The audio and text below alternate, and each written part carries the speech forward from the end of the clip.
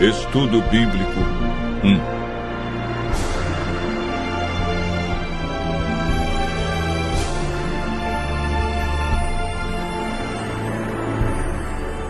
A Bíblia.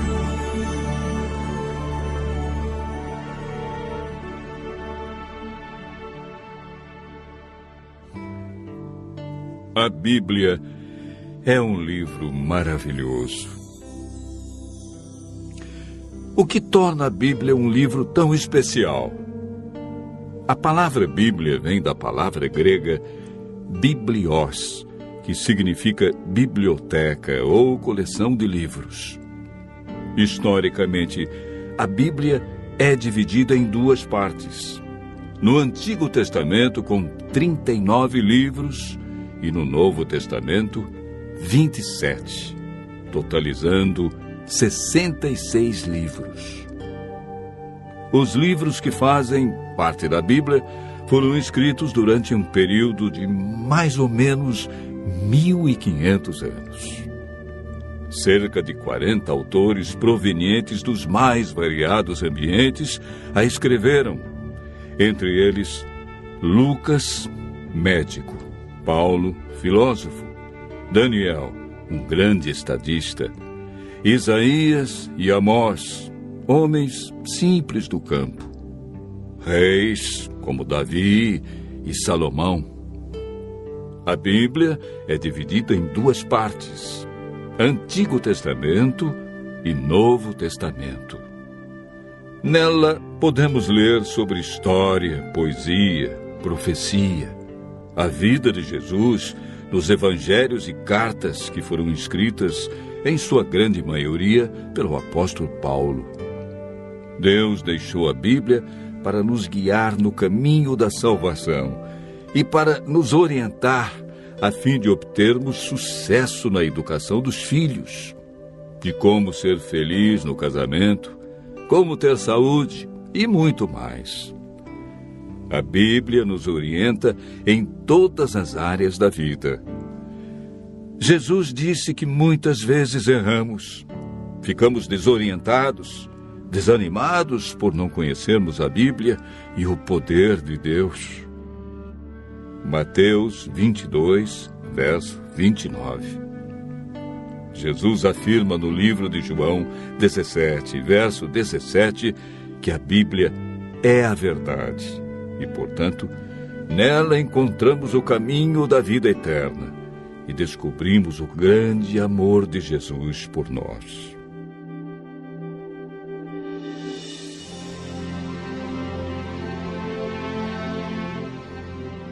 Você sabia que a Bíblia é o livro mais divulgado, mais traduzido e mais vendido no mundo? Porém, o menos entendido pelas pessoas? Mas você pode estar se perguntando: por que muitos examinam a Bíblia e não a entendem? Segundo Pedro, capítulo 3, verso 16, nos dá a resposta. Pedro afirma que na Bíblia existem pontos difíceis de entender e que muitos deturpam o texto bíblico. Nem tudo na Bíblia é fácil de entender, como alguns pensam. Por isso devemos seguir a orientação bíblica que vimos na experiência do eunuco. Precisamos de um guia e de alguém como Felipe, que orientou o eunuco. Entretanto, é o Espírito Santo que nos guia em toda a verdade. Nenhum ser humano pode interpretar a Bíblia. A Bíblia mesmo se interpreta. Basta seguirmos o método correto que, de acordo com Isaías, capítulo 28, verso 10, é um pouco aqui e um pouco ali sobre o mesmo assunto. Ou seja, um texto em João, outro verso em Lucas, e assim sucessivamente. Em 2 Pedro, capítulo 1, verso 21, está escrito que o Espírito Santo inspirou os profetas e apóstolos a escreverem a Bíblia. Não escreveram aquilo que queriam, escreveram o que Deus considera mais importante para nós. Ao buscarmos a compreensão da Bíblia, o Espírito Santo nos ilumina e nos guia em toda a verdade. A Bíblia não tem um índice de assuntos, ela possui somente índice de livros. Devemos escolher um assunto ou tema e ver o que diz a Bíblia toda sobre esse assunto. Assim como estamos fazendo agora. Nós pegamos um tema. Qual foi o tema? A Bíblia. E estamos vendo vários textos que mostram como entendê-la, porque muitos não compreendem como foi escrita. Enfim, devemos comparar os textos que falam do mesmo assunto. Para a meditação pessoal, devemos estudar a cada dia uma porção da Bíblia e ver o que Deus quer dizer através desse texto. Quando estudamos a Bíblia dessa maneira, João capítulo 16, verso 13, diz que o Espírito Santo nos guia e nos convence de toda a verdade. João capítulo 8, verso 32, afirma que a verdade nos liberta dos vícios, dos maus hábitos, melhora a nossa saúde, nossa família, liberta-nos da depressão, traz alegria e paz.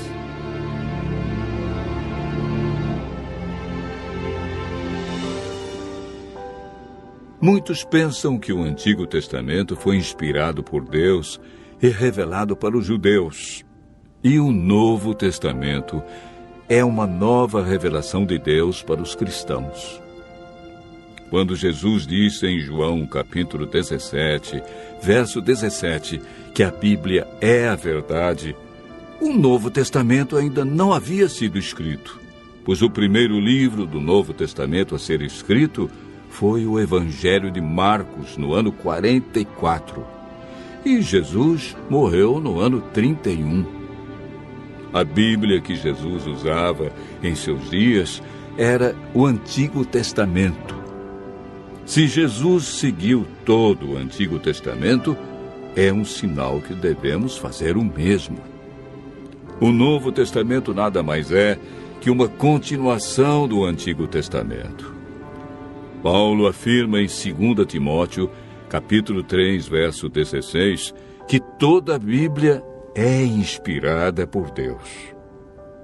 Em Êxodo, capítulo 31, verso 18, o Deuteronômio, capítulo 4, verso 13, vemos algo muito interessante.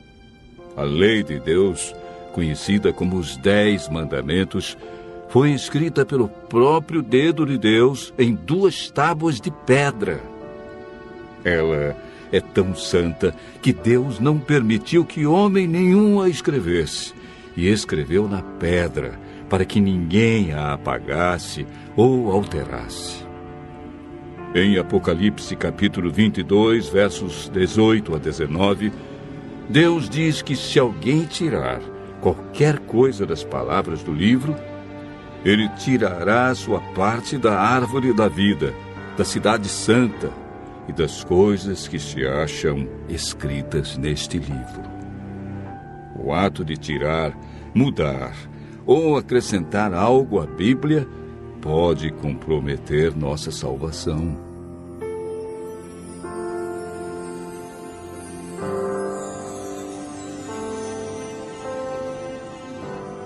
Jesus disse em João, capítulo 13, verso 17, que somos felizes quando praticamos os ensinos da Bíblia. Tiago, capítulo 1, verso 22, afirma que não devemos ser somente ouvintes, mas praticantes de toda a palavra de Deus.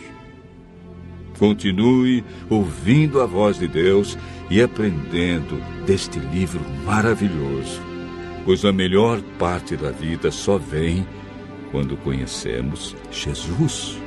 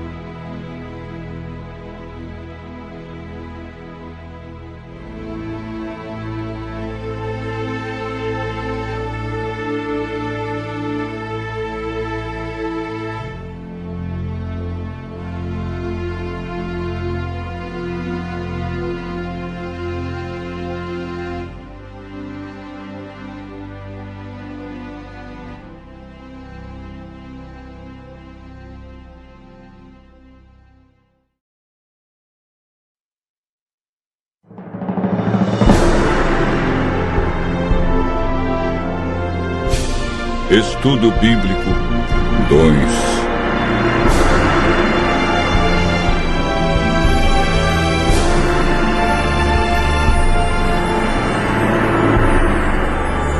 A beleza da criação divina.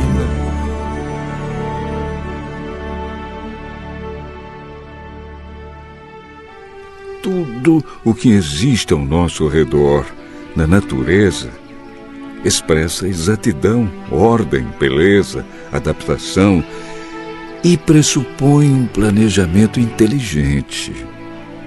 Observe as maravilhas naturais, o colorido e o perfume das flores, os pássaros, a teia de aranha, o brilho dos astros, a organização da colmeia, o funcionamento do corpo humano, entre outros magníficos fenômenos.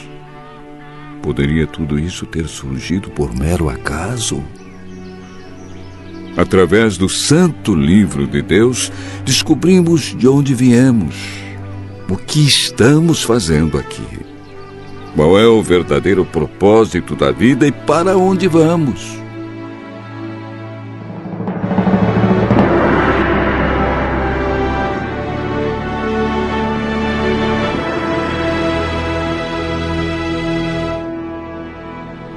As primeiras palavras da Bíblia fornecem o fundamento de tudo o que se segue. No princípio, criou Deus os céus e a terra. A terra, porém, estava sem forma e vazia. Havia trevas sobre a face do abismo e o Espírito de Deus pairava sobre as águas. Gênesis, capítulo 1, versos 1 a 2.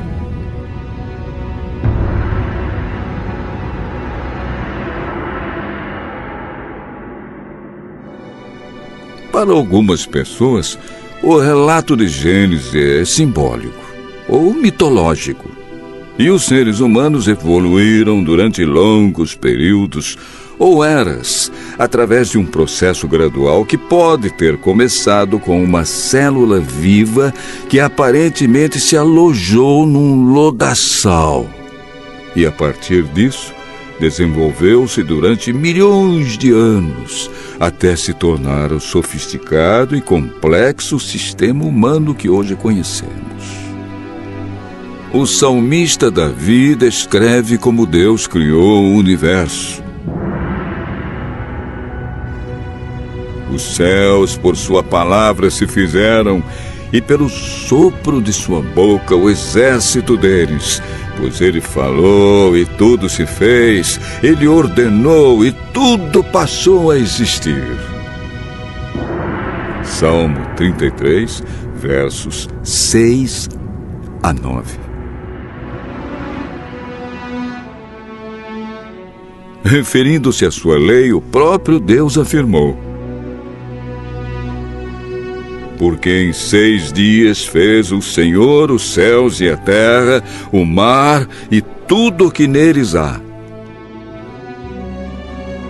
A terra e a vida foram criadas em 6 dias consecutivos de 24 horas por um Deus pessoal.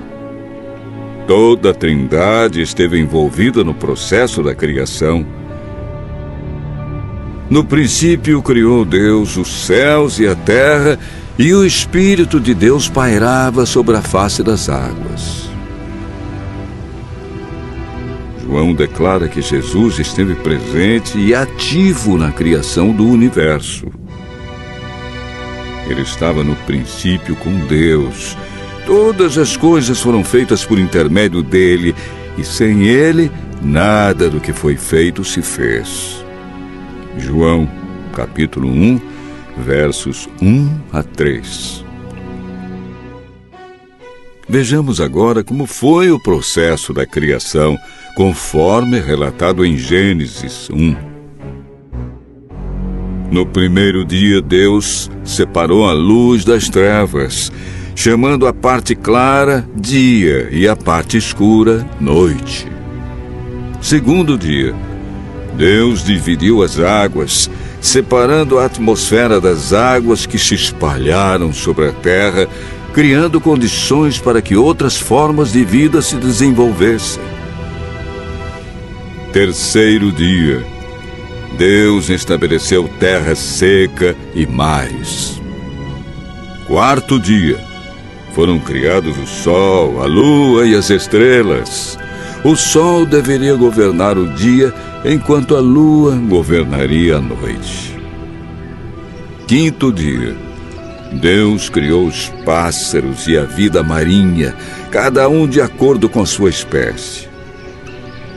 No sexto dia, Deus criou as formas superiores de vida animal, animais domésticos, répteis e animais selváticos, segundo a sua espécie. Coroando a obra da criação, Deus fez o homem à sua imagem. A imagem de Deus os criou, homem e mulher os criou.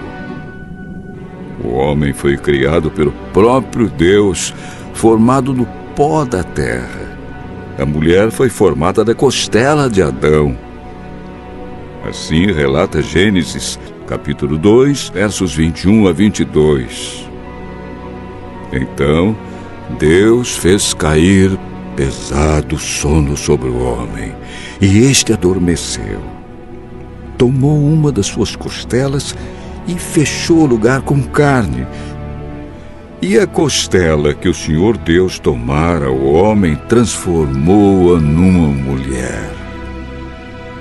Após a criação do homem, Deus deu a eles domínio sobre o mundo e atribuiu-lhes a responsabilidade de cuidá-lo. Após os 6 dias de criação, Deus contemplou a sua obra e viu que era muito boa, e todo o universo proclamava a glória de Deus.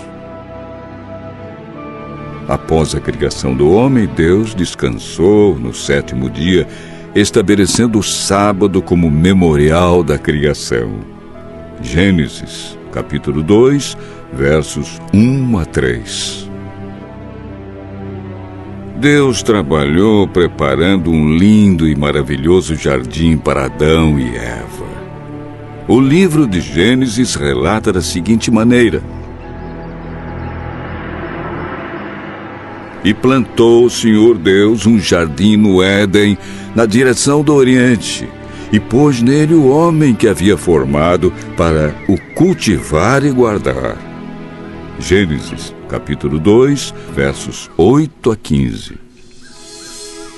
Adão e Eva recebiam constantemente a visita de anjos para ensiná-los e adverti-los quanto à permanência deles no jardim.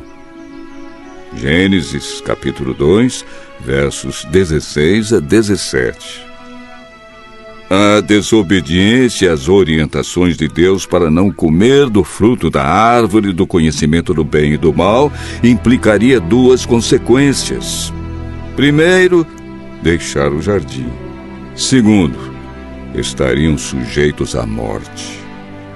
Diante de tantas evidências apresentadas na palavra de Deus, reafirmamos nossa crença em um Deus pessoal que criou o universo em 6 dias de 24 horas e que interage com suas criaturas, mantendo um relacionamento de amor pelas eras eternas.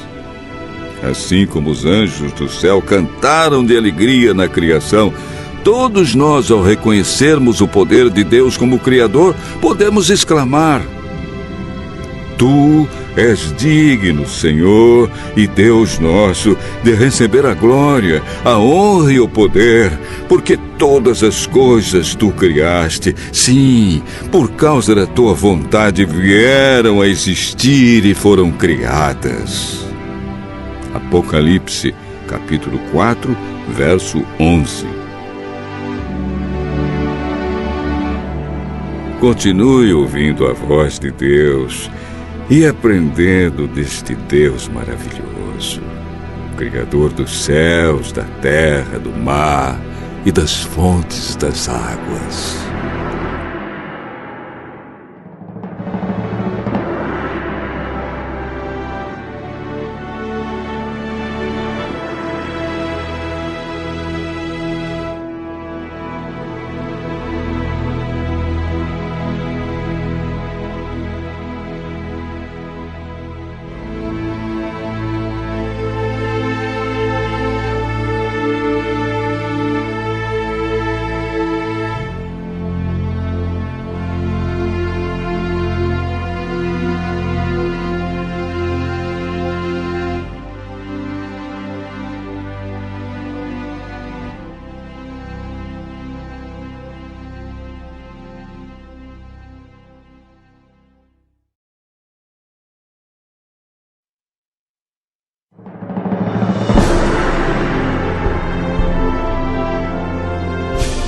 Estudo Bíblico 3.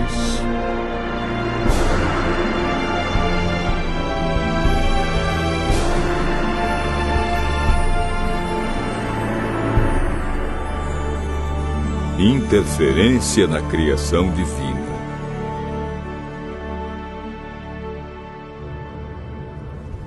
A cada dia presenciamos a crueldade e a maldade em nosso mundo.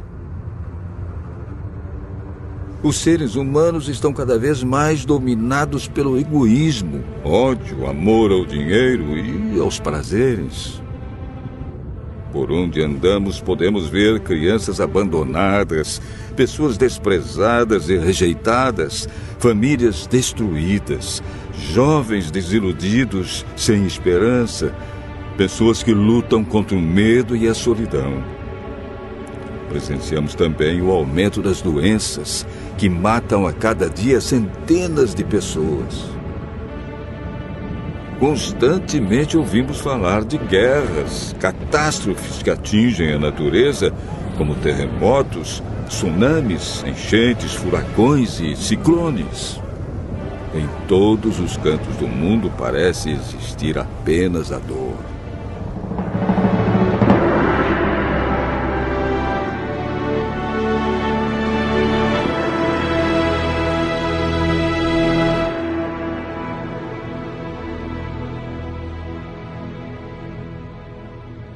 A palavra de Deus revela a origem do mal e do sofrimento e declara que estamos envolvidos em um grande conflito entre o bem e o mal e precisamos decidir de que lado vamos ficar. O estudo de hoje está dividido em 3 partes. Primeiro, vamos fazer uma viagem até o céu. Depois vamos conhecer o Jardim do Éden. E, finalmente, vamos voltar para os nossos dias.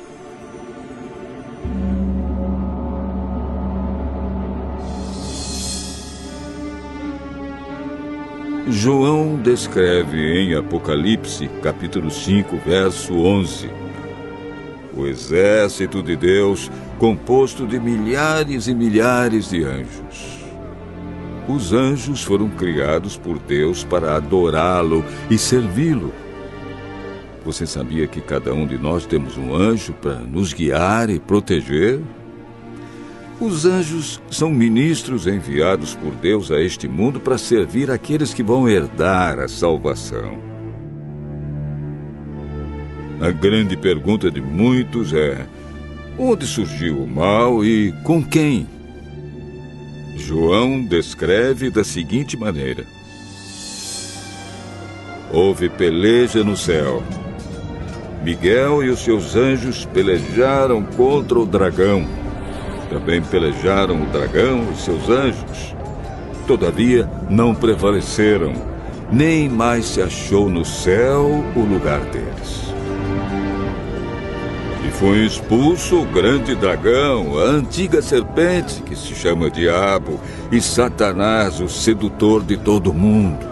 Sim, foi atirado para a terra e com ele os seus anjos.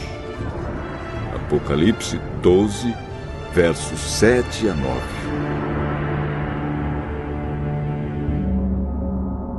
O mal surgiu no céu com um anjo criado por Deus, chamado Lúcifer, chefe dos anjos, que se rebelou contra Deus.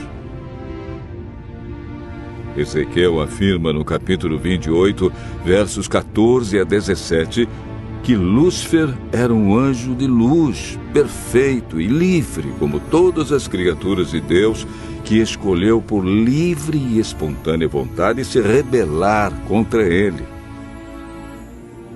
O profeta diz que Lúcifer cometeu iniquidade. A Bíblia afirma que iniquidade é a transgressão da lei. Lúcifer transgrediu a lei celestial. Esse anjo de luz, hoje, é um inimigo de Deus e daqueles que lutam para fazer a vontade de Deus.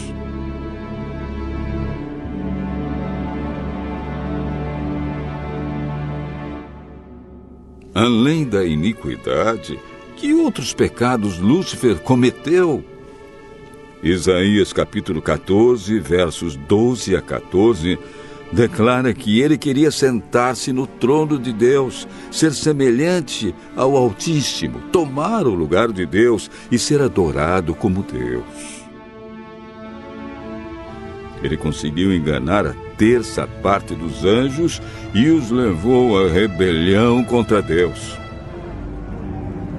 Após essa grande rebelião no céu, Lúcifer não pôde mais permanecer no céu. Ele e seus anjos foram lançados para a terra, aonde veio para implantar seu sistema de adoração e conseguir pessoas que o adorem, tornando-se então o grande dragão, o diabo e Satanás, o sedutor de todo mundo.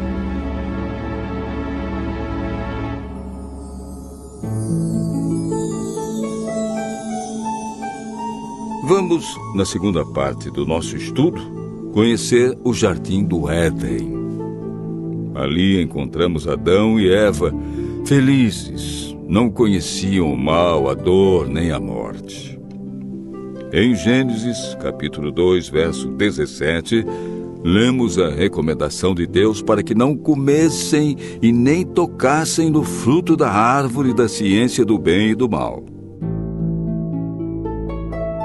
Deus disse que no dia em que comessem do fruto, certamente morreriam. A Bíblia diz que Satanás usou uma serpente como disfarce para que Eva desobedecesse a Deus. Ela se distanciou de Adão e sua atenção foi chamada para aquela serpente que a seduziu. Adão e Eva deveriam ter expulsado, assim como Deus a expulsou do céu. Mas eles escolheram duvidar de Deus, e isto resultou em morte. Em Gênesis capítulo 3, verso 4, encontramos a essência do grande conflito. De um lado está Deus, do outro lado a serpente, Satanás, contrariando as orientações de Deus. O ser humano foi criado perfeito, dotado pelo Criador de inteligência, raciocínio e capacidade para escolher livremente o seu destino. Adão e Eva exerceram mal seu poder de escolha. Podemos concluir que tudo o que Lúcifer queria no céu era sentar-se no trono de Deus, ser semelhante ao Altíssimo, tomar o lugar de Deus e ser adorado como Deus. Satanás não conseguiu, agora está lutando para obter êxito entre os seres humanos. Por isso, a terceira parte do nosso estudo apresenta a batalha de Satanás para enganar, se possível, a você e a mim.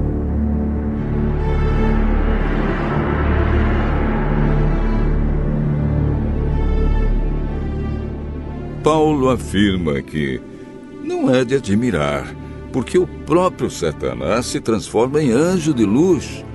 Não é muito, pois, que os seus próprios ministros se transformem em ministros de justiça, e o fim deles será conforme as suas obras. 2 Coríntios, capítulo 11, versos 14 a 15.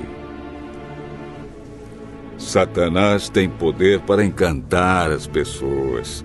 Se mostra de maneira diferente e apresenta a verdade de forma distorcida. Seus meios de enganar, segundo Mateus, são sinais, curas e prodígios.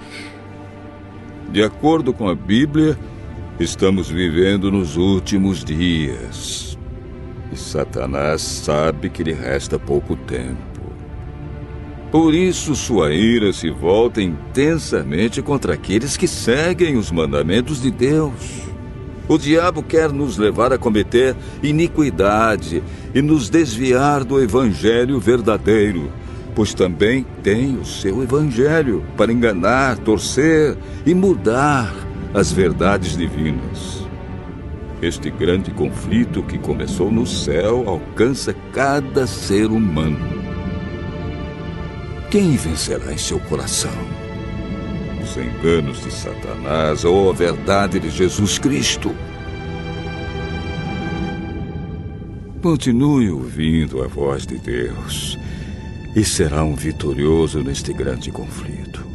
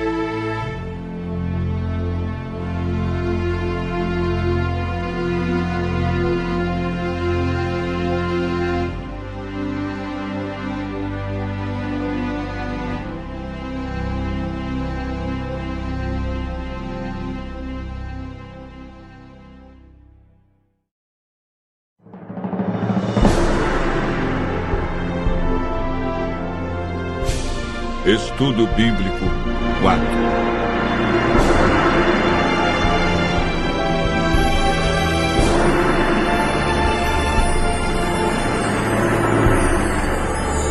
Plano da salvação.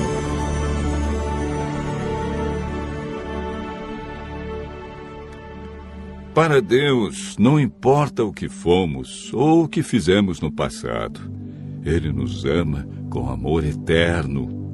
Prontificou-se a vir ao mundo e passar pela agonia da cruz a fim de resgatar a humanidade perdida.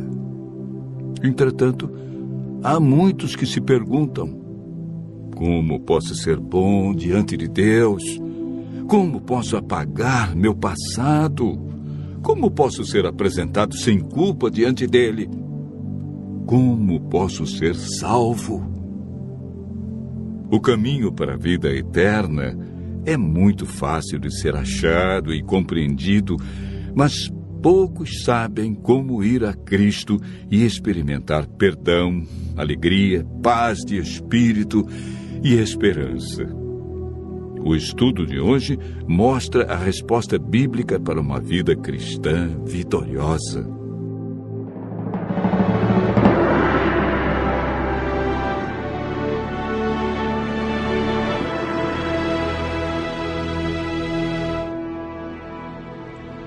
Assim que entrou o pecado no mundo, a divindade foi movida de compaixão pelos seres humanos.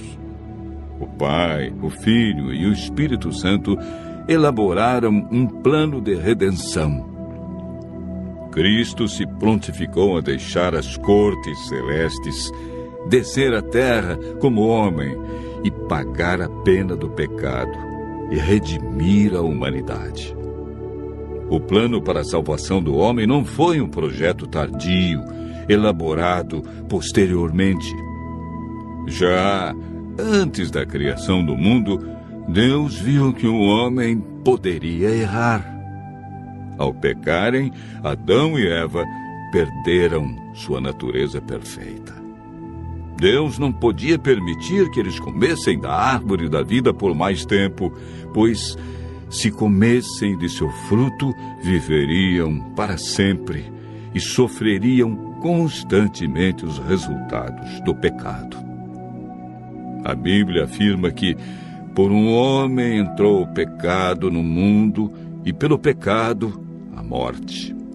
Assim também a morte passou a todos os homens, porque todos pecaram.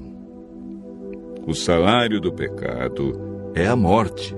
Mas o dom gratuito de Deus é a vida eterna em Cristo Jesus. Romanos, capítulo 5, verso 12 e capítulo 6, verso 23. Após a entrada do pecado, Adão e Eva ouviram a voz do Senhor Deus que andava no jardim pela viração do dia. Esconderam-se da presença dele, o homem e sua mulher, por entre as árvores do jardim. O pecado fez separação entre Deus e o homem. Ainda que o homem tenha fugido do seu Criador, Deus lhe deu a certeza de que seu único filho deixaria o céu e nasceria de uma mulher. Não faria uso da sua divindade e, através de sua morte na cruz, acabaria com o domínio de Satanás neste mundo. Desde a entrada do pecado, o ser humano foi destituído da glória de Deus e perdeu sua natureza perfeita. Lemos em Gênesis, capítulo 6, verso 5. Deus viu que a maldade do homem estava se multiplicando na terra e que a vontade do seu coração era continuamente má. O salmista Davi declara: porque eu nasci em pecado, e em pecado me concebeu minha mãe. O profeta Jeremias descreve o estado do coração do homem após o pecado. Ele diz: enganoso é o coração mais do que todas as coisas, e desesperadamente corrupto. Quem o conhecerá? Jesus afirmou que é do coração do homem que procedem os maus desígnios, adultérios, prostituição, furtos, falsos testemunhos e blasfêmia.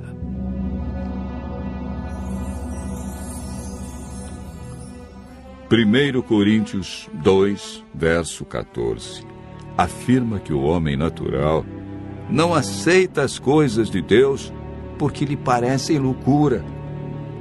O apóstolo Paulo relata a grande luta que existia em seu coração.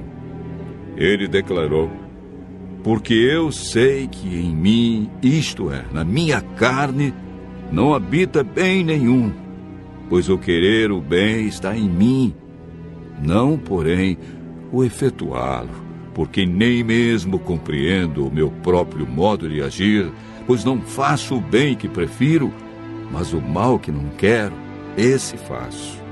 Mas se eu faço o que eu não quero, já não sou eu quem o faz, e sim o pecado que habita em mim. Romanos, capítulo 7, versos 18 a 15, 17 a 20. Jesus é o Cordeiro de Deus que foi morto desde a fundação do mundo. O profeta Isaías declara: ele foi humilhado, mas não abriu a sua boca. Como cordeiro foi levado ao matadouro, e como ovelha muda perante os seus tosqueadores, ele não abriu a sua boca. Isaías 53, verso 7. A Bíblia afirma que naturalmente o homem é escravo do pecado. É por meio do Espírito Santo que somos transformados em novas criaturas. 1 Samuel 10, verso 6, afirma: então descerá sobre ti o Espírito Santo, e serás mudado em outro homem. O Espírito Santo nos convence do pecado, da justiça e juízo. Ele nos guia ao conhecimento da verdade e implanta os princípios da lei de Deus no coração. A salvação está hoje ao alcance de todos nós, porque pela graça sois salvos, mediante a fé. E isso não vem de vós, é dom de Deus. Hebreus, capítulo 5, verso 9, afirma: e tendo sido aperfeiçoado, tornou-se o autor da salvação eterna para todos os que lhe obedecem. A obediência é fruto da salvação em Cristo Jesus. Continue ouvindo a voz de Deus e aceite a salvação através do grande sacrifício de Jesus Cristo, realizado na cruz para ter a vida eterna.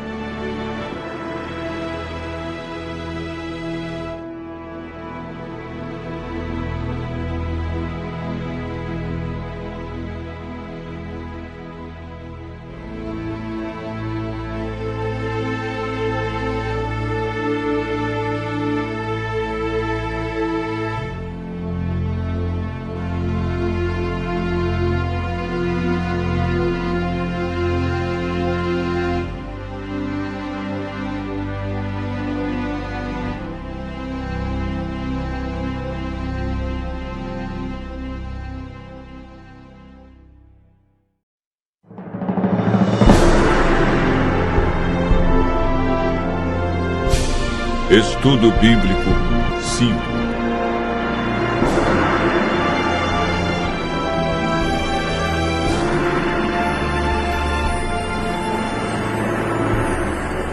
Fé, arrependimento e confissão.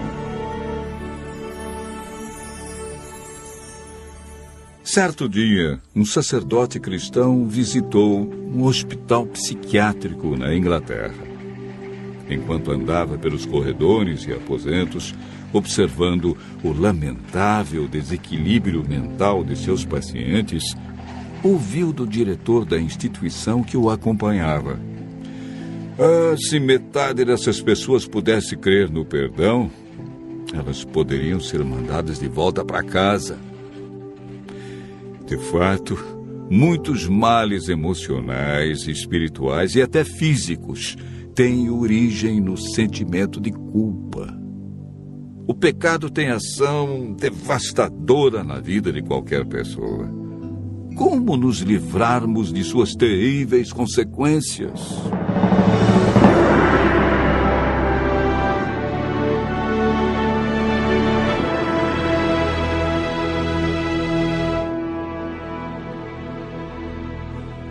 O estudo de hoje apresenta 3 assuntos de vital importância para o crescimento e amadurecimento cristão: fé, arrependimento e confissão.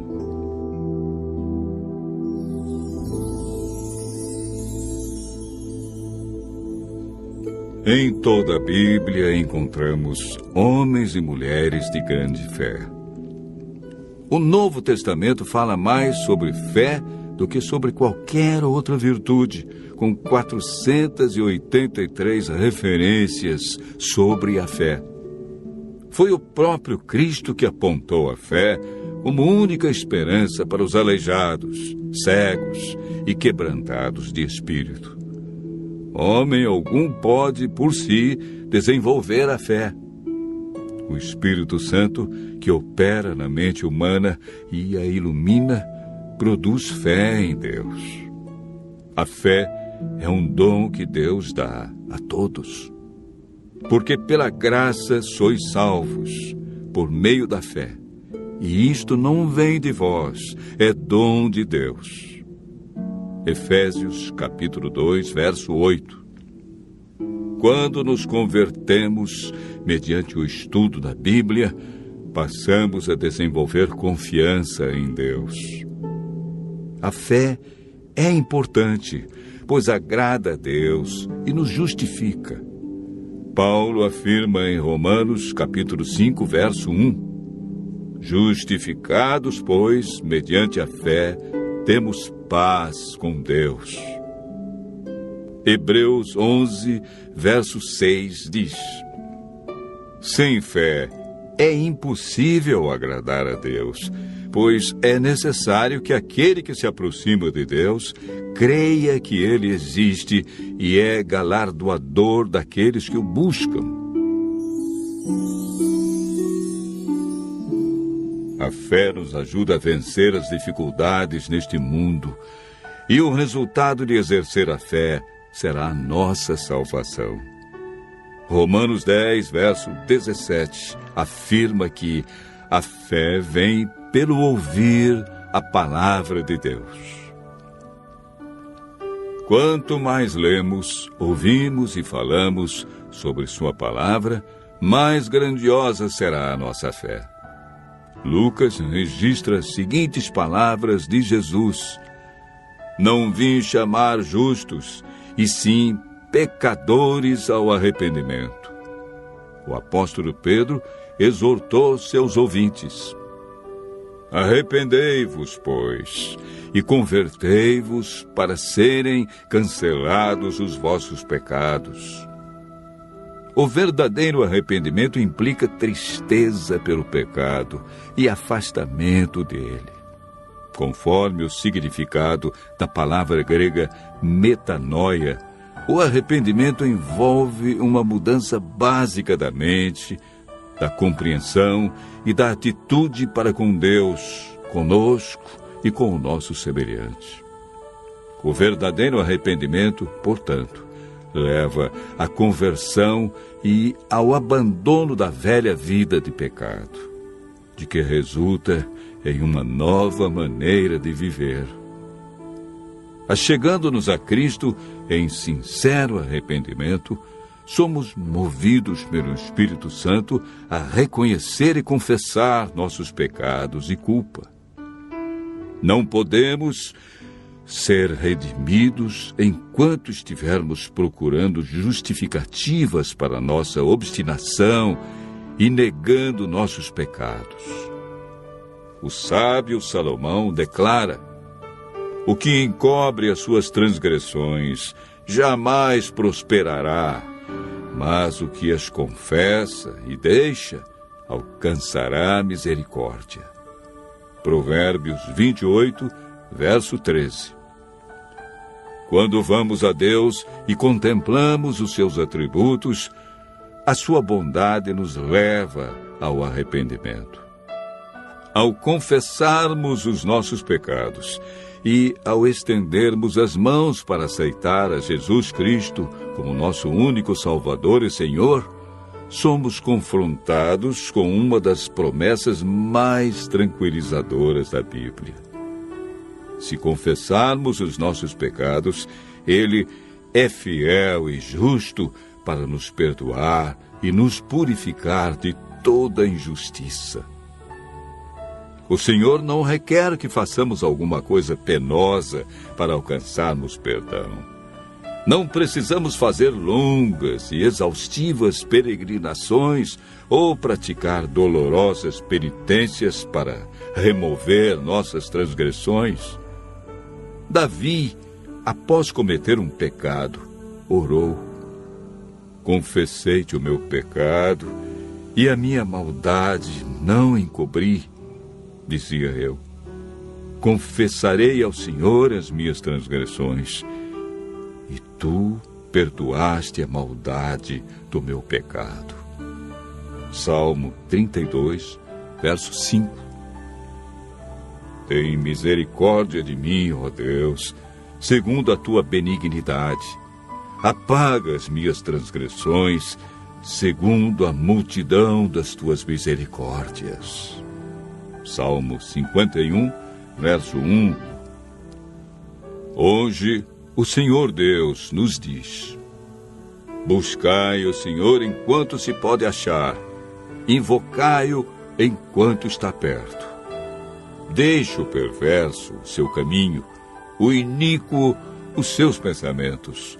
Converta-se ao Senhor, que se compadecerá dele, e volte-se para o nosso Deus, porque é grandioso em perdoar. Buscai ao Senhor, pois Ele lançará os nossos pecados nas profundezas do mar. Os anjos cantam e festejam a confissão de um pecador. Assim vos digo que há alegria diante dos anjos de Deus por um pecador que se arrepende. Lucas, capítulo 15, verso 10. Continue ouvindo a voz de Deus. Assim poderemos experimentar o arrependimento e a confissão e desenvolvermos a cada dia uma fé que agrada a Deus.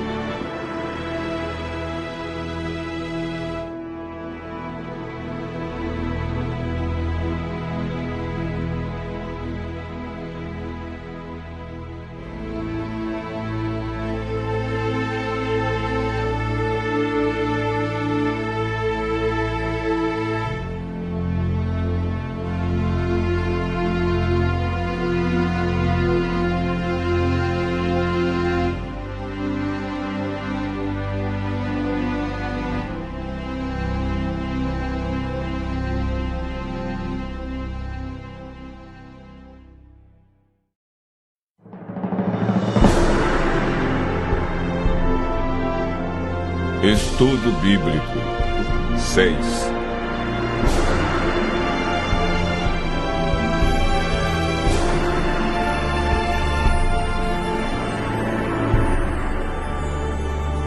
Sinais da vinda de Cristo.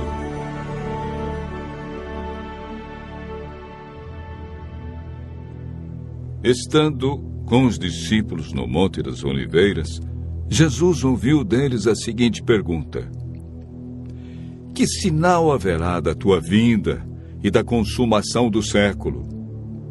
O mestre, então, enumerou vários sinais indicadores do seu retorno à terra. Alguns sinais destes apresentados tiveram cumprimento inicialmente em Jerusalém e serviram como maquete ilustrativa dos acontecimentos do fim. Outros sinais, porém, estão se cumprindo agora, em nossos dias.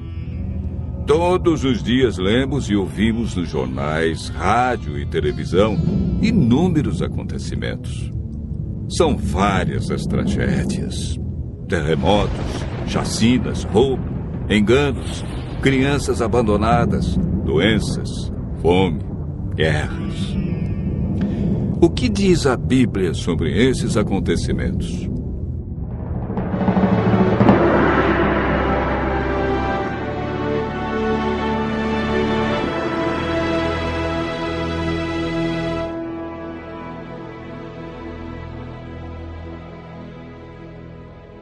Vamos analisar os sinais que antecedem a sua volta em 3 partes. Primeiro, os sinais no mundo social. Segundo, sinais no mundo natural. E, por último, sinais no mundo religioso. Os sinais no mundo social estão descritos em Mateus 24, versos 6, 7 e 10.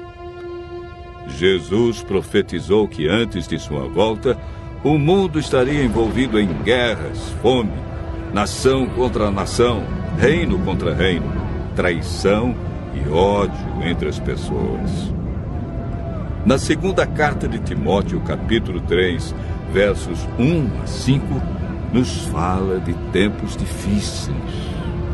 Desemprego, fome, pessoas egoístas, avarentas, pessoas blasfemando de Deus, filhos desobedientes à paz, homens sem domínio de si.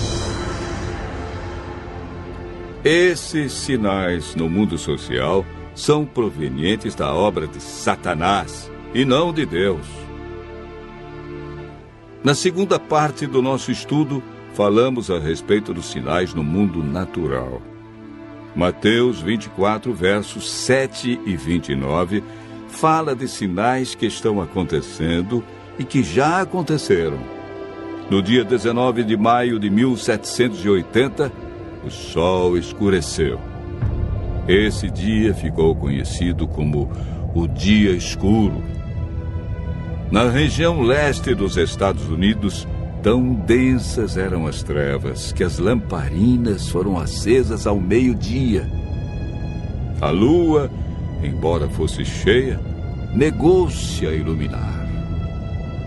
A ciência não conseguiu explicar esse fato sobrenatural, mas a Bíblia o apresenta como um dos sinais que antecede a vinda de Cristo.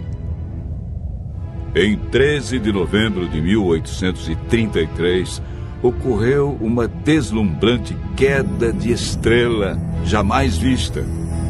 Esses sinais já se cumpriram uma vez, mas antes da vinda de Jesus se repetirão com maior intensidade. Os sinais no mundo natural, como terremotos, enchentes e grandes calamidades que matam milhares de pessoas, indicam que Satanás está agindo até mesmo na natureza. Tratamos na terceira parte do nosso estudo sobre os sinais no mundo religioso. Mateus 24, versos 4 e 5, fala sobre o engano religioso que haverá no tempo do fim. Mateus, capítulo 24, verso 11, refere-se ao aumento das religiões. Somente no Brasil existem mais de 1.500 religiões cristãs. No mundo, são mais de 35 mil religiões cristãs.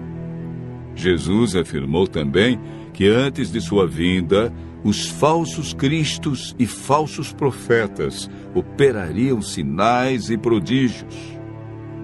Mas o que fazer diante de tantas religiões? O conselho de Jesus é claro. Ele diz: acautelai-vos para que ninguém vos engane, porque muitos virão em meu nome e enganarão a muitos. Segundo Pedro 2, versos 1 a 3, fala da atitude de líderes religiosos que são movidos pela ambição e acabam usando a religião, a Bíblia, milagres e o nome de Deus para explorar as pessoas que os procuram em busca de curas, sinais e prodígios. Outro sinal no mundo religioso é encontrado em Mateus 24, verso 14. Apresenta o sinal de Deus que indica que o fim realmente chegou. Esse sinal é a pregação do Evangelho do Reino em todo o mundo.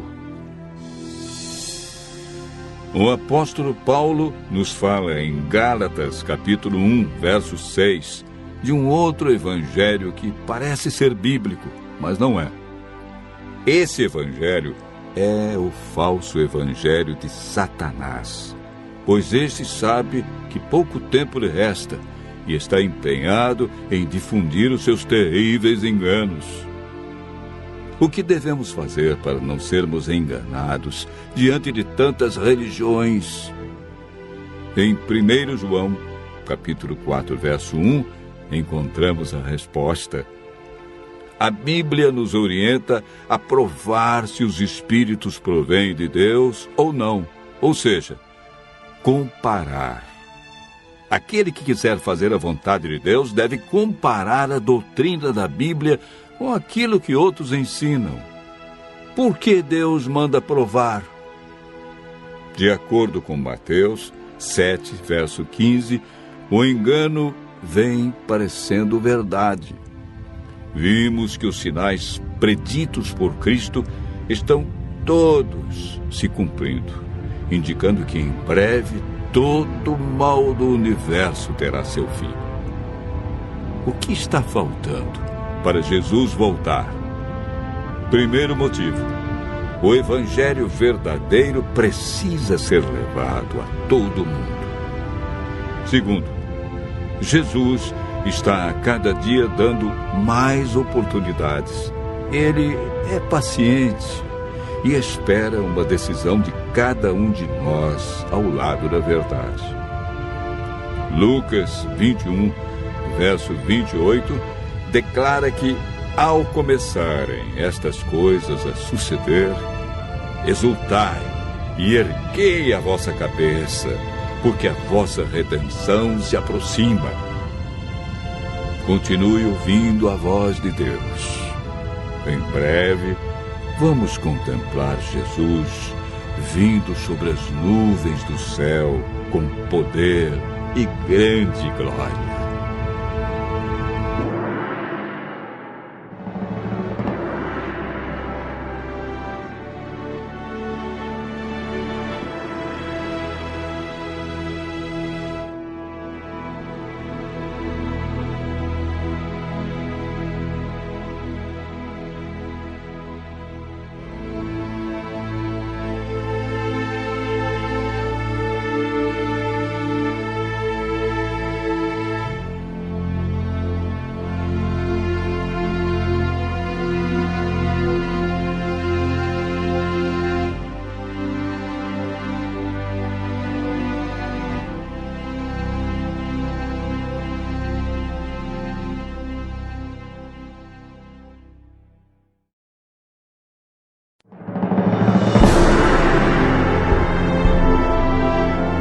Estudo Bíblico 7.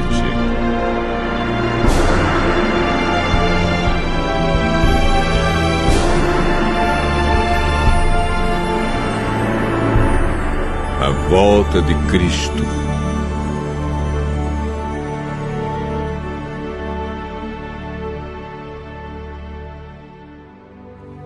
A Bíblia é o livro das promessas.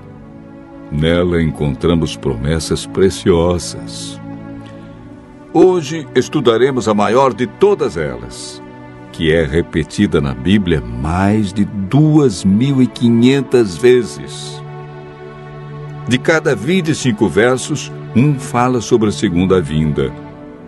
João 14, versos 1 a 3, que relata as palavras de Jesus.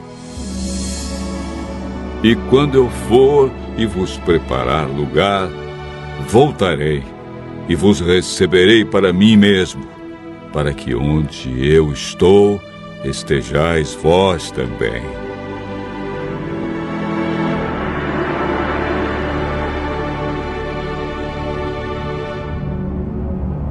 E Apocalipse 1, verso 7 diz: Eis que vem com as nuvens, e todo olho o verá, até quantos o transpassaram, e todas as tribos da terra se lamentarão sobre ele. Hoje vamos estudar sobre as 3 vindas de Jesus.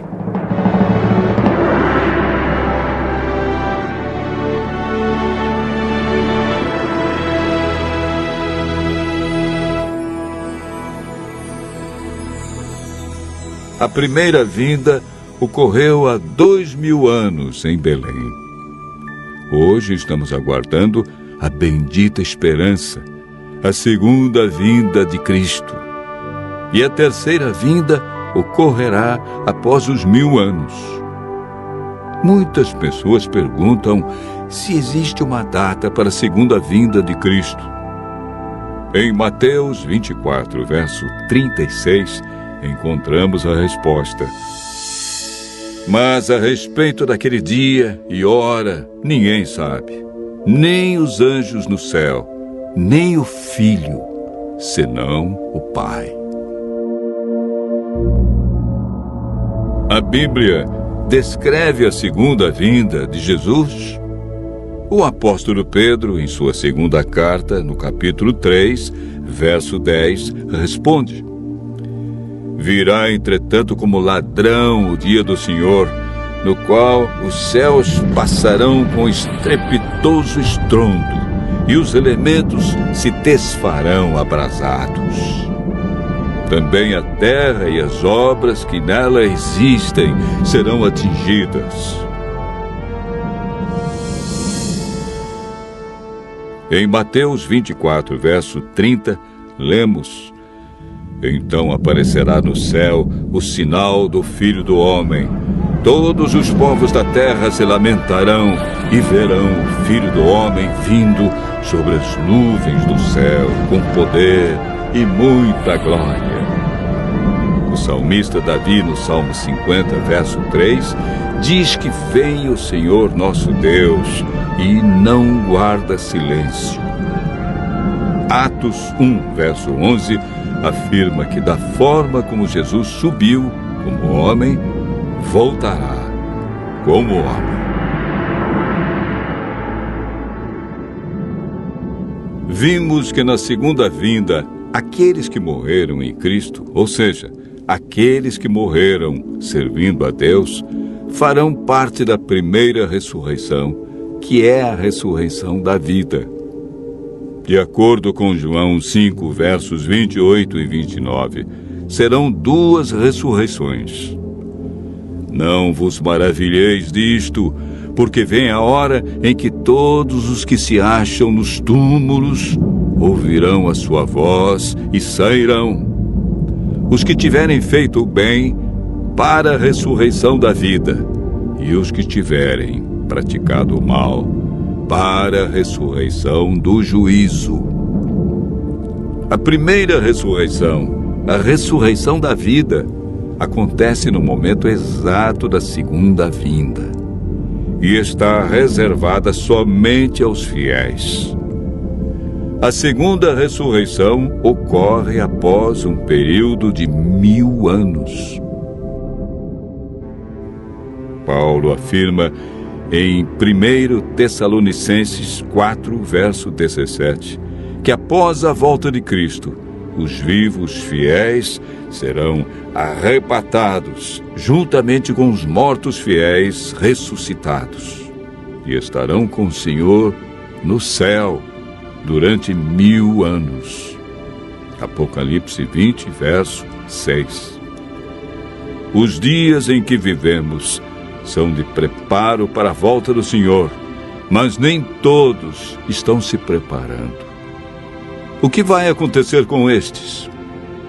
Lemos em Apocalipse 6, versos 15 a 17, que os reis da terra, os grandes, os comandantes, os ricos, os poderosos e todo escravo e todo livre se esconderam nas cavernas e nos penhascos dos montes e disseram aos montes e aos rochedos: caí sobre nós e escondei-nos da face daquele que se assenta no trono e da ira do Cordeiro, porque chegou o grande dia da ira deles.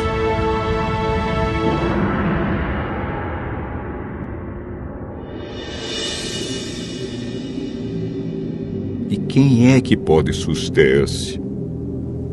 Apocalipse 9, verso 6, diz que naqueles dias os homens buscarão a morte e não a acharão. Terão ardente desejo de morrer, mas a morte fugirá deles. Segundo Tessalonicenses 2, verso 8, diz que serão destruídos com a manifestação da sua vinda.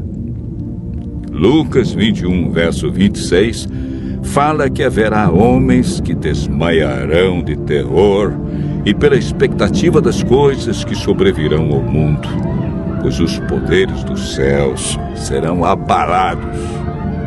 Passará o céu e a terra, porém as minhas palavras não passarão.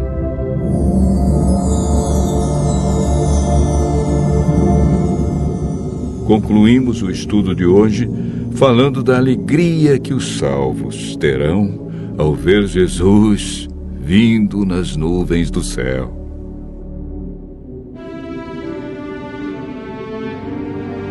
Naquele dia se dirá: eis que este é o nosso Deus em quem esperávamos, e Ele nos salvará. Esse é o Senhor a quem aguardávamos. Na sua salvação exaltaremos e nos alegraremos. Isaías, capítulo 25, verso 9. Hoje vivemos dias de preparo para a volta de Jesus. Hebreus, capítulo 10, versos 35 a 37. Não abandoneis, portanto, a vossa confiança. Ela tem grande galardão. Com efeito, tendes necessidade de perseverança, para que, havendo feito a vontade de Deus, alcanceis a promessa.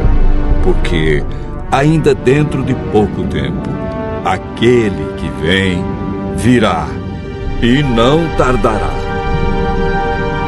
Continue ouvindo a voz de Deus. Ele vai voltar à terra para eliminar todo o pecado, dor e sofrimento. Voltará para dar a vida eterna a todos os que nele creem.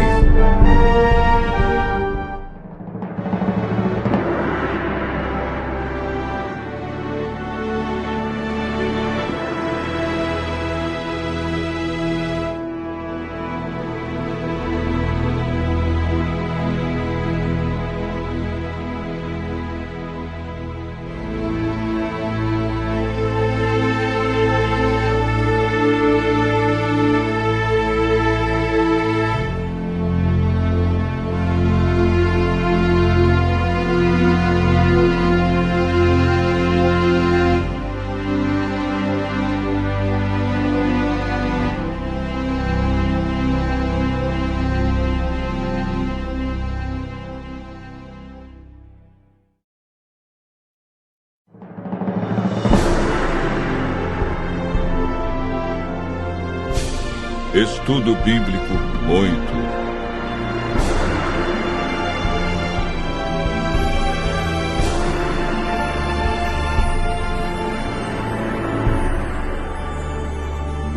milênio.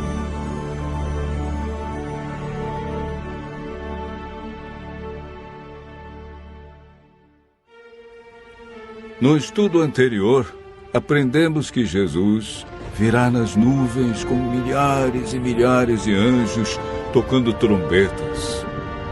A Bíblia diz que ele vem de maneira visível, literal, e que todo olho o verá. Aprendemos que por ocasião da volta de Jesus, haverá 4 classes de pessoas na terra. A primeira é composta pelos justos mortos, que farão parte da primeira ressurreição. A segunda classe é dos justos vivos, que serão transformados e levados para o céu juntamente com os ressuscitados. A terceira classe é formada pelos ímpios mortos, que permanecerão na sepultura. A quarta classe é a dos ímpios vivos, que serão mortos pelo resplendor da glória de Cristo.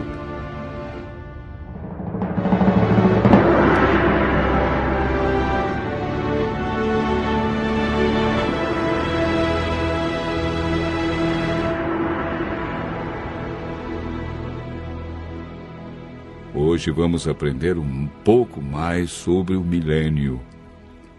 A palavra milênio não existe na Bíblia, mas ela significa um período de 1000 anos e aparece 6 vezes em Apocalipse, capítulo 20, versos 1 a 10, referindo-se ao período entre a primeira e a segunda ressurreição. Sabemos que durante esse período os justos estarão com Cristo no céu. O que eles estarão realizando? Como ficará a terra durante os 1000 anos?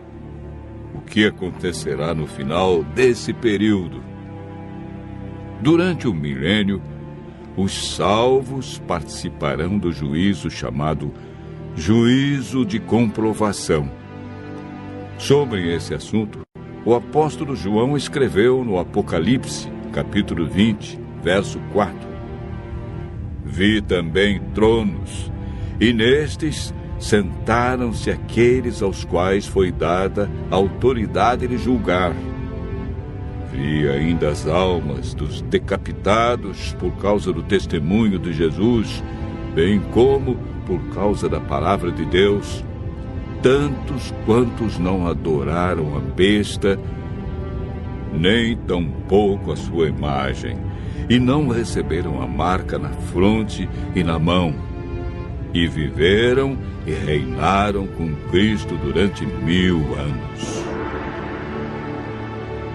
O apóstolo Paulo, em 1 Coríntios, capítulo 6, versos 2 e 3, afirma: Ou não sabeis que os santos hão de julgar o mundo? Ora, se o mundo deverá ser julgado por vós, sois acaso indignos de julgar as coisas mínimas? Não sabeis que havemos de julgar os próprios anjos? Quanto mais as coisas desta vida. Esse julgamento que ocorre durante o milênio não decide quem está salvo ou perdido. Essa decisão é tomada por Deus, em resposta à aceitação ou rejeição de sua graça, antes da segunda vinda. Todo aquele que não participar da primeira ressurreição não terá parte na vida eterna. Esse julgamento no qual os santos participam tem o propósito de responder a qualquer questão que os justos possam ter sobre a razão pela qual os ímpios se perderam, confirmando o veredito de Deus sobre eles. Enquanto isso ocorre no céu, qual é o cenário aqui na terra? O profeta Jeremias, no capítulo 4, versos 23 a 26, e capítulo 25, verso 33, responde da seguinte maneira: Olhei para a terra, e ei-la sem forma e vazia, para os céus, e não tinham luz. Olhei para os montes, e eis que tremiam, e todos os outeiros estremeciam. Olhei, e eis que não havia homem nenhum, e todas as aves dos céus haviam fugido. Olhei ainda, e eis que a terra fértil era um deserto, e todas as suas cidades estavam derribadas diante do Senhor, diante do furor da sua ira. Os que o Senhor entregar à morte naquele dia se estenderão de uma a outra extremidade da terra. Não serão pranteados, nem recolhidos, nem sepultados. Serão como esterco sobre a face da terra. O milênio é o período em que se cumpre esta profecia, quando a terra ficará sem forma e vazia como um deserto, como um abismo. Não haverá pessoa viva e as cidades estarão todas destruídas diante da vinda de Cristo. A terra ficará cheia de mortos, sem haver quem os sepulte.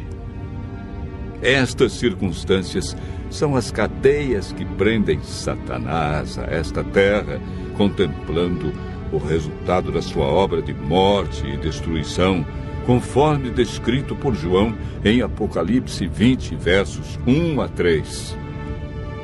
Então vi descer do céu um anjo.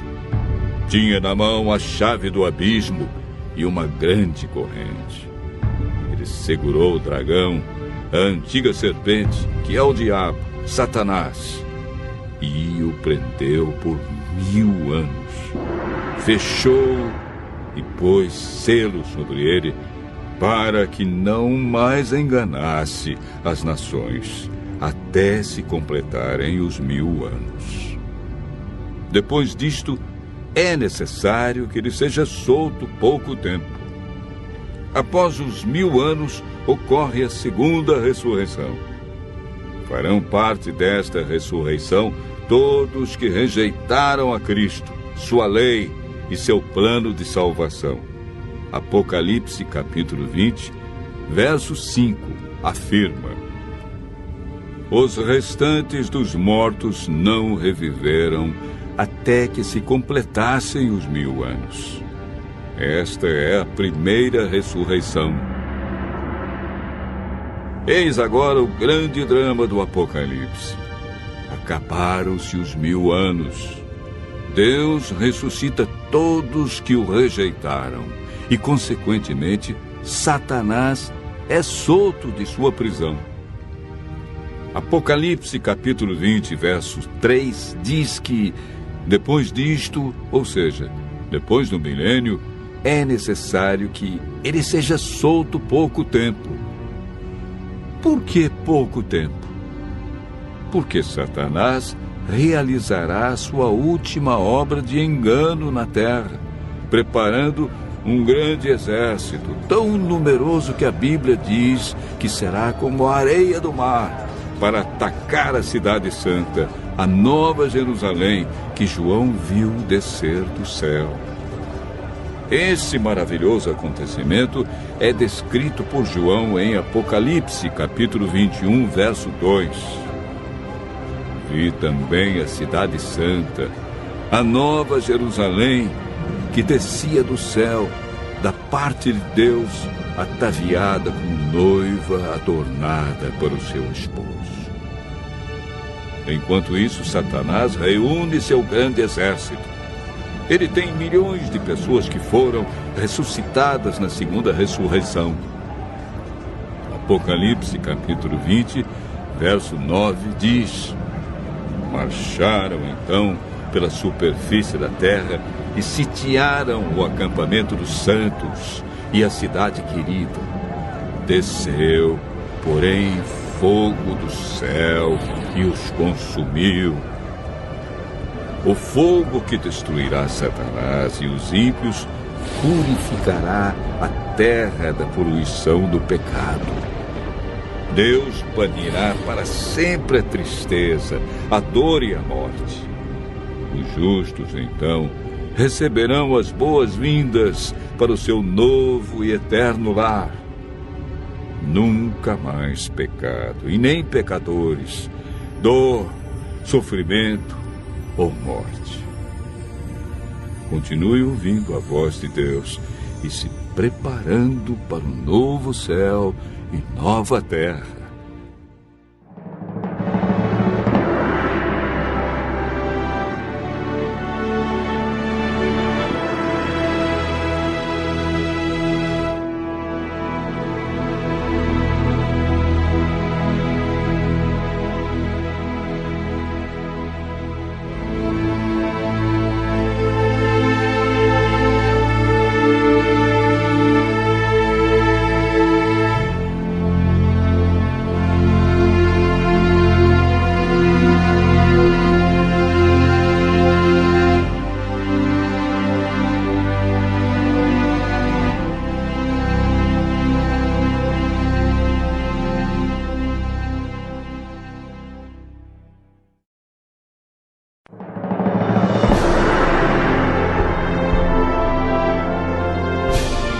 Estudo Bíblico 9.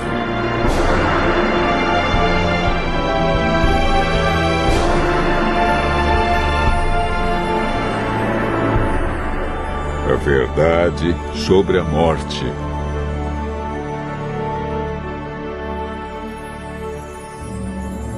A morte é uma inimiga cruel.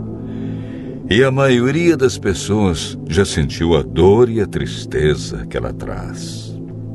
O assunto da morte tem sido um mistério que muitos tentam decifrar. Muitos têm especulado sobre o estado dos mortos. Para onde eles vão? Existe consciência na morte? Será a morte o fim ou apenas um estágio? Uma passagem para outras vidas? Hoje, no mundo cristão, há muitos ensinos sobre o estado do homem na morte. Vejamos o que a Bíblia diz.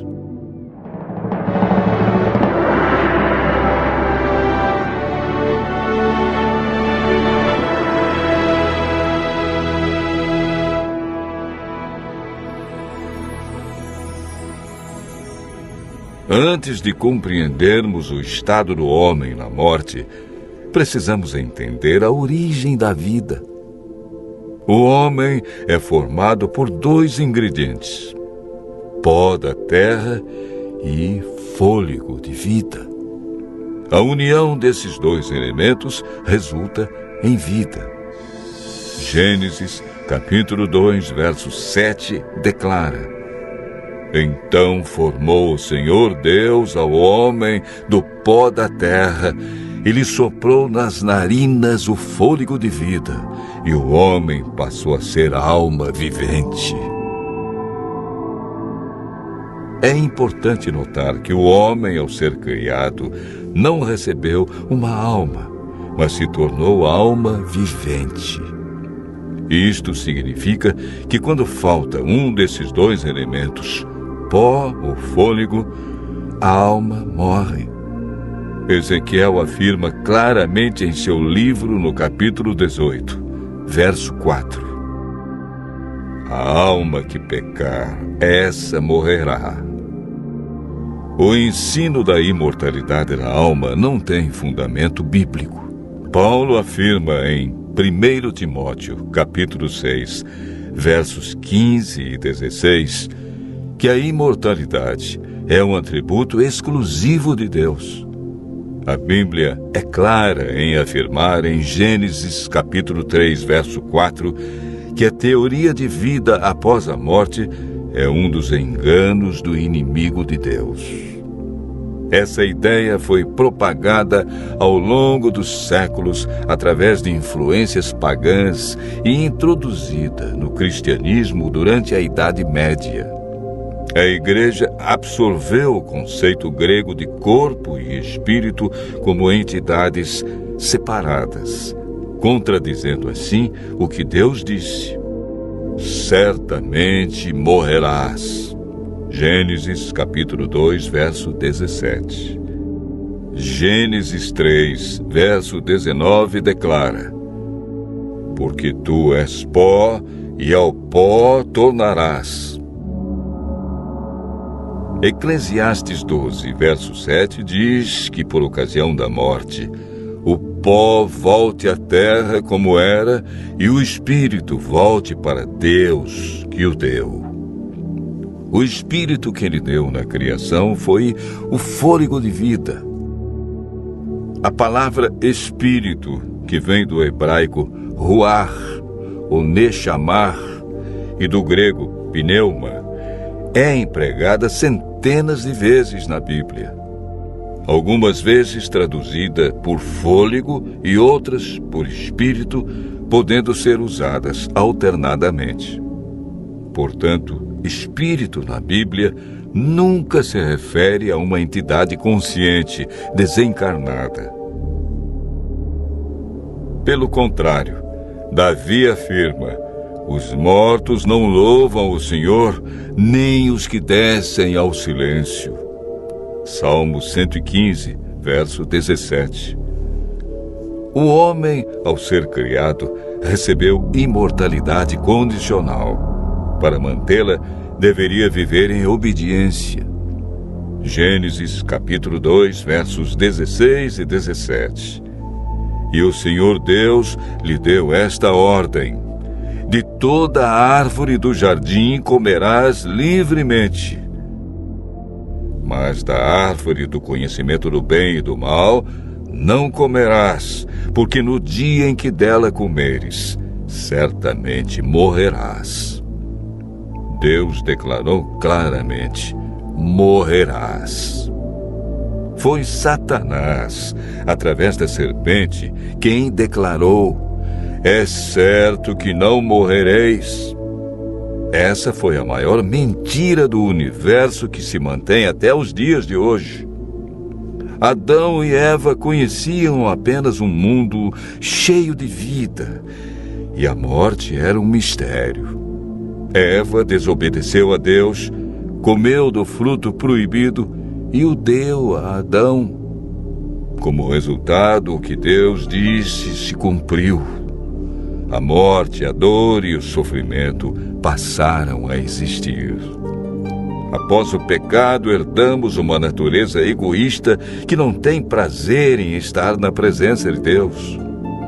Lemos em Eclesiastes 9, versos 5 e 6. Os vivos sabem que hão de morrer, mas os mortos não sabem coisa nenhuma, nem tampouco terão eles recompensa, porque a sua memória jaz no esquecimento. Amor, ódio e inveja para eles já pereceram. Para sempre não têm eles parte em coisa alguma do que se faz debaixo do sol. A Bíblia diz que os mortos não sabem coisa alguma, portanto, não podem se comunicar com os seres vivos e nem os vivos com eles. A pessoa, quando morre, permanece na sepultura em um estado de inconsciência. Jesus considerou a morte como um sono. Antes de ressuscitar a Lázaro, afirmou: nosso amigo Lázaro adormeceu, mas vou despertá-lo. Jesus apresenta a solução para a morte em João, capítulo 5, versos 28 e 29. Não vos maravilheis disto, porque vem a hora em que todos os que se acham nos túmulos ouvirão a sua voz e sairão, os que tiverem feito o bem para a ressurreição da vida, e os que tiverem praticado o mal para a ressurreição do juízo, que ocorrerá após os 1000 anos. O que receberão aqueles que participarem da primeira ressurreição, a ressurreição da vida? 1 Coríntios, capítulo 15, versos 51 a 53, declara: eis que vos digo um mistério. Nem todos dormiremos, mas transformados seremos todos, num momento, num abrir e fechar de olhos ao ressoar a última trombeta. A trombeta soará, os mortos ressuscitarão incorruptíveis e nós seremos transformados. Porque é necessário que este corpo corruptível se revista da incorruptibilidade e que o corpo mortal se revista da imortalidade. Desde que o ser humano pecou, perdeu a imortalidade, mas por ocasião da segunda vinda de Cristo, os que o aceitarem como Salvador receberão a dádiva da imortalidade conquistada por Jesus na cruz. João afirma, e o testemunho é esse, que Deus nos deu a vida eterna, e esta vida está no seu Filho. Aquele que tem o Filho tem a vida. Aquele que não tem o Filho de Deus não tem a vida. Cristo promete que o vencedor de nenhum modo sofrerá o dano da segunda morte. Aqueles que aceitam a Cristo e a salvação que Ele traz experimentarão a alegria indescritível por ocasião de sua vinda. Desfrutando felicidade plena, passarão toda a eternidade em companheirismo com seu Senhor e Salvador. Continue ouvindo a voz de Deus e seguindo a sua palavra, e desfrute pela fé a esperança da imortalidade.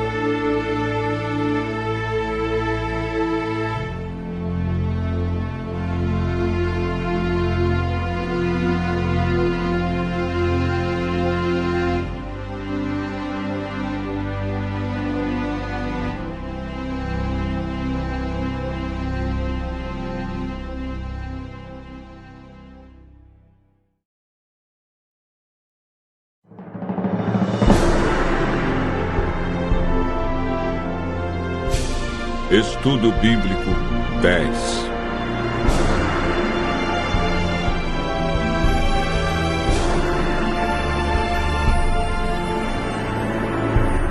A Nova Terra.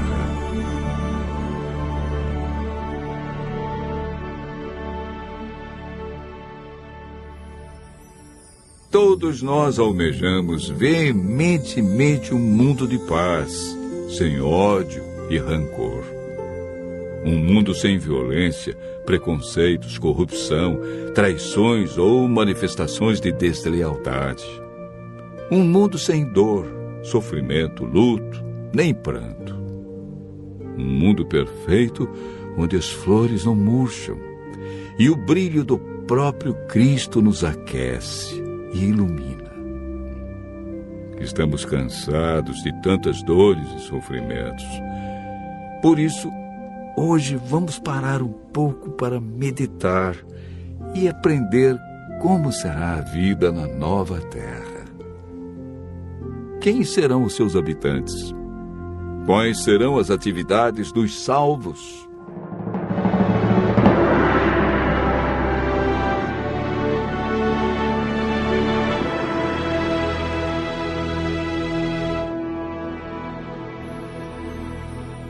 Jesus disse: vou preparar-vos lugar.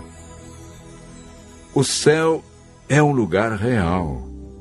Hebreus 11, verso 10, diz que Abraão, um dos heróis da fé, aguardava a cidade que tem fundamentos, da qual Deus é o arquiteto e edificador. Hebreus 13, verso 14, diz que, na verdade, não temos aqui cidade permanente, mas buscamos a que há de vir. Isaías 65, verso 17.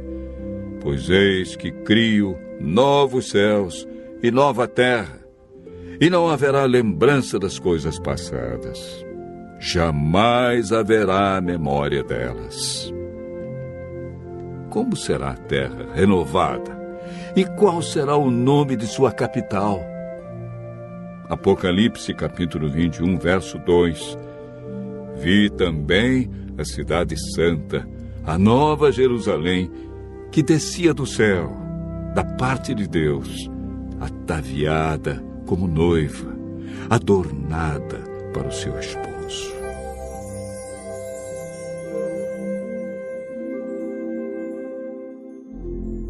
A nova Jerusalém é a capital da nova terra. O capítulo 21 de Apocalipse descreve as características da cidade santa, cercada de muros adornados com pedras preciosas. Em cada lado da cidade haverá 3 portas, onde estarão escritos os nomes das 12 tribos de Israel e dos 12 apóstolos. A cidade será de ouro. Do trono de Deus e do Cordeiro sairá o rio da vida, brilhante como cristal. No meio de sua praça estará a árvore da vida. Quem são as pessoas que entrarão nesta linda e santa cidade? Em Apocalipse 21, verso 27, encontramos a resposta. Nela nunca, jamais penetrará coisa alguma contaminada, nem o que pratica a abominação e mentira, mas somente os inscritos no livro da vida do Cordeiro. O livro da vida registra o nome daqueles que aceitaram a Cristo e que demonstrarão publicamente sua decisão através do batismo. O que nunca mais teremos na nova terra. Apocalipse 21, verso 4, afirma que não haverá morte, luto, pranto e dor. Isaías 35 revela o sonho de Deus para seu povo, que finalmente se cumprirá na nova terra. Ali não haverá cegos nem aleijados. Não haverá mais tristeza, e a alegria será eterna. Em Isaías 65, verso 19, lemos que "E nunca mais se ouvirá nela nem voz de choro, nem de clamor." Muitos imaginam a nova terra como um lugar monótono e sem atividades. Isaías 65, versos 21 a 24, descreve as atividades dos salvos. Eles edificarão casas e nelas habitarão, plantarão vinhas e comerão o seu fruto. Não edificarão para que outros habitem, não plantarão para que outros comam. Os meus eleitos desfrutarão de todas as obras das suas próprias mãos. Não trabalharão debaldes, nem terão filhos para a calamidade, porque são a posteridade bendita do Senhor, e os seus filhos estarão com eles. Grande parte de nossa alegria na nova terra será obtida através de relacionamentos. Teremos uma vida de envolvimento em atividades de lazer intensa. A vida dos animais também será restabelecida. Isaías afirma que o lobo e o cordeiro pastarão juntos, e o leão comerá palha, como o boi. Pó será a comida da serpente. Não se fará mal nem dano algum em todo o meu santo monte, diz o Senhor. A vida na nova terra será semelhante a que Adão e Eva viveram antes da entrada do pecado. Após os 1000 anos, a terra será renovada e os salvos viverão nela. Quando irão eles para Nova Jerusalém para adorarem a Deus? Em Isaías 66, versos 22 a 23, encontramos a resposta.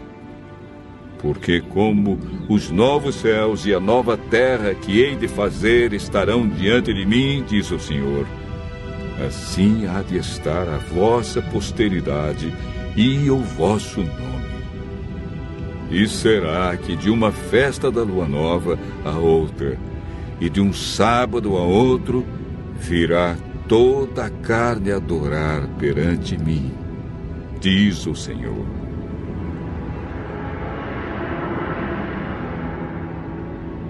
O sábado teve sua origem em um mundo sem pecado e continuará a existir por toda a eternidade. Para quem Deus preparou essa cidade? Em 1 Coríntios 2, verso 9, encontramos a resposta. Nem olhos viram, nem ouvidos ouviram, nem jamais penetrou em coração humano o que Deus tem preparado para aqueles que o amam. Deus preparou a nova terra para aqueles que o amam. A cada dia devemos amar a Jesus e procurar fazer a sua vontade. João 14, verso 15, apresenta a marca daqueles que amam a Jesus. Aquele que me ama guardará os meus mandamentos. Jesus foi enfático a esse respeito quando afirmou em Mateus 7, verso 21. Nem todo o que me diz, Senhor, Senhor, entrará no reino dos céus, mas aquele que faz a vontade de meu Pai, que está nos céus. Para estarmos na nova terra, temos que amar Jesus de todo o coração. Deus, em sua infinita misericórdia, proverá um lar eterno para os remidos e um ambiente perfeito para a vida, alegria, amor e aprendizado eternos em sua presença, pois o próprio Deus habitará com seu povo. O sofrimento e a morte terão passado. O grande conflito estará terminado e não mais existirá pecado. Bem-vindos desde já, pela fé, a esse novo lar. Continue ouvindo a voz de Deus. E em breve estaremos com Jesus neste novo lar.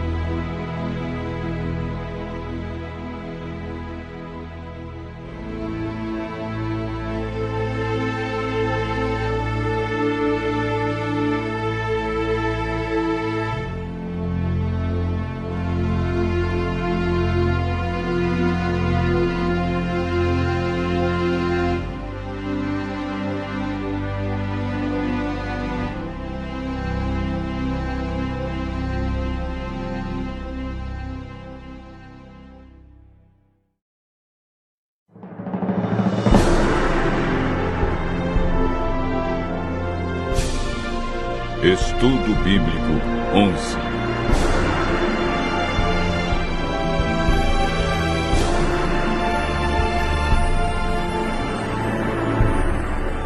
Os 6 passos da salvação. Hoje vamos aprender um dos temas mais fascinantes da Palavra de Deus: a salvação. O estudo está dividido em 3 partes: a salvação no Antigo Testamento, a salvação no Novo Testamento e 6 passos que o homem deve dar para confirmar a salvação.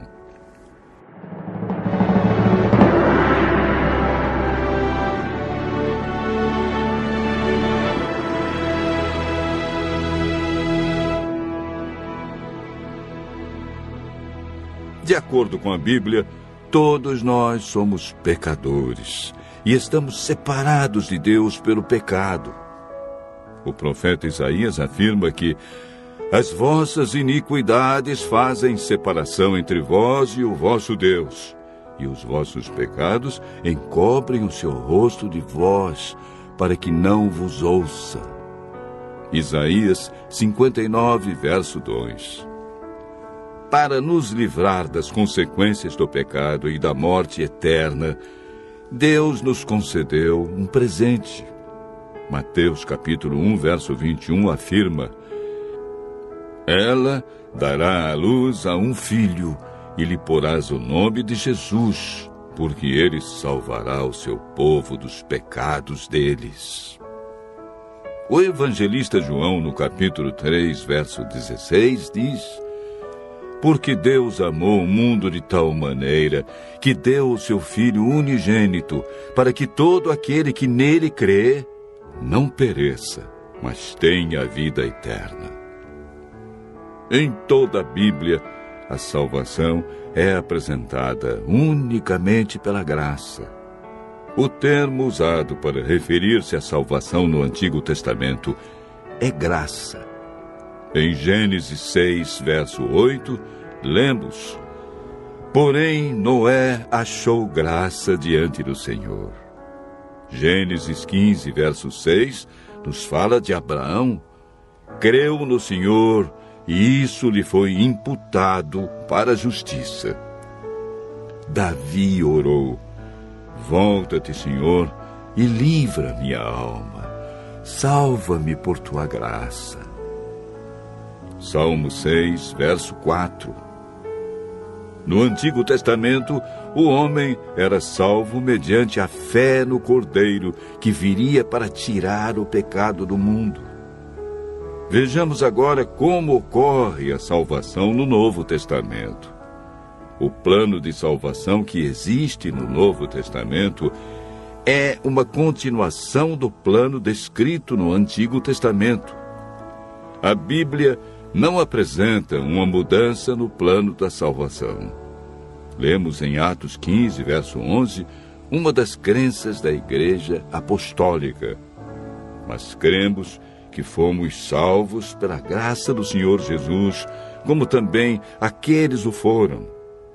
O apóstolo Paulo, em sua carta aos Efésios 2, verso 8, confirma que a salvação é por meio da graça. Porque pela graça sois salvos mediante a fé. E isto não vem de vós, é dom de Deus. A salvação foi concretizada na cruz do Calvário, onde Deus provou o seu amor por cada um de nós, sendo nós ainda pecadores. A consumação final da salvação ocorrerá na segunda vinda de Cristo. Na terceira parte do estudo de hoje, veremos 6 passos que confirmam nossa salvação. O primeiro passo encontramos em Atos 16, verso 30 e 31, na experiência do carcereiro que perguntou a Paulo e Silas: que devo fazer para ser salvo?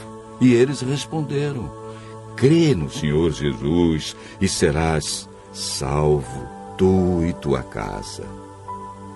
Não existe salvação sem crença no Senhor Jesus como o Cordeiro de Deus que tira os nossos pecados.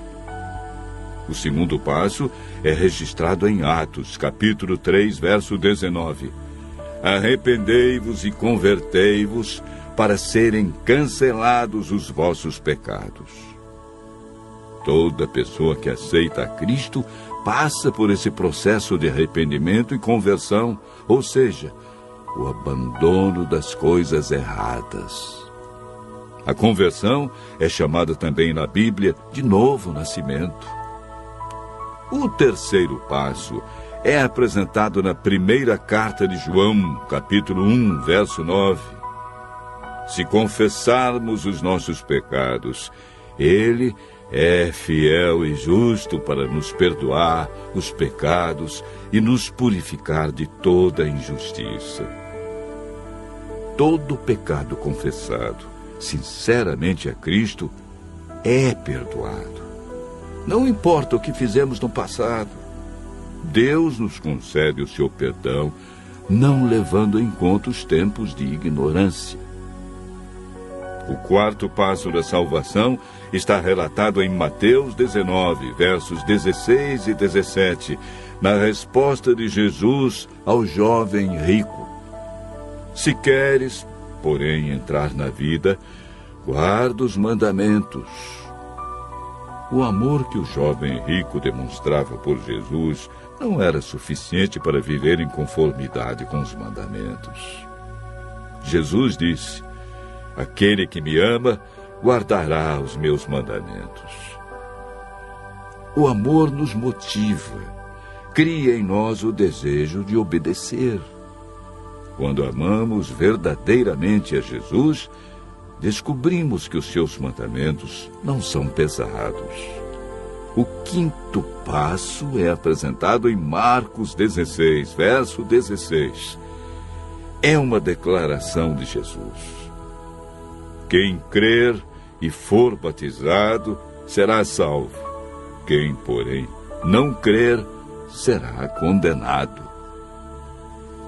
O batismo é a demonstração pública de que cremos em Jesus, de que abandonamos o pecado e vamos viver de acordo com os seus ensinos deixados na Bíblia. O último passo para a salvação encontramos em Mateus 24, verso 13, na declaração de Jesus. Aquele, porém, que perseverar até o fim, esse será salvo. Perseverar é continuar praticando os ensinamentos que aprendeu. É a capacidade de continuar, apesar dos obstáculos e dificuldades que encontramos pelo caminho. Aquele que perseverar até o fim receberá a coroa da vida. Deus, em seu infinito amor e misericórdia, fez com que Cristo, que não conheceu pecado, se tornasse pecado por nós, para que nele fôssemos feitos justiça de Deus. Por meio do Espírito Santo, nascemos de novo, somos santificados, nossa mente é renovada. O Espírito Santo escreve a lei de Deus em nosso coração e recebemos o poder para levar uma vida santa. Permanecendo nele, nos tornamos participantes da natureza divina e temos a certeza da salvação. Continue ouvindo a voz de Deus e aceite a salvação e o poder que Jesus nos dá para viver uma nova vida.